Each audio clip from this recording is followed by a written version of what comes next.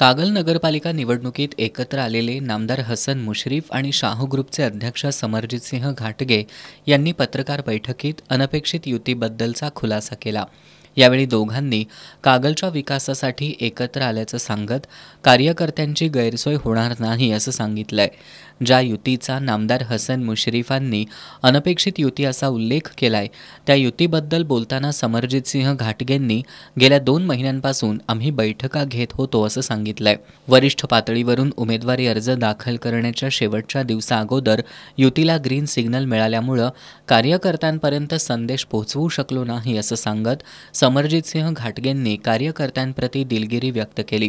प्रत्येक गोष्टीची वेळ यावी लागते, ती हीच योग्य वेळ असल्याचंही त्यांनी सांगितलं।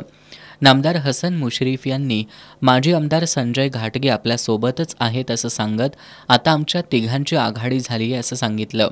त्यांनी या युतीमुळे माजी खासदार संजय मंडलिकांनी अस्वस्थ होण्याची आवश्यकता नसल्याचं सांगितलंय। मुरगुडमध्ये एकत्र येणं शक्य नव्हतं, कागलमध्ये त्यांचा सहभाग नव्हता असंही नामदार मुश्रीफांनी माजी खासदार संजय मंडलिकांच्या आरोपांना उत्तर देताना सांगितलं। माजी खासदार संजय मंडलिकांच्या टीकेला उत्तर देताना नामदार मुश्रीफांनी शामराव भिवाजी पाटील, स्वर्गीय सदाशिवराव मंडलिक आणि विक्रमसिंह घाटगे हे संघर्षानंतर एकत्र आले।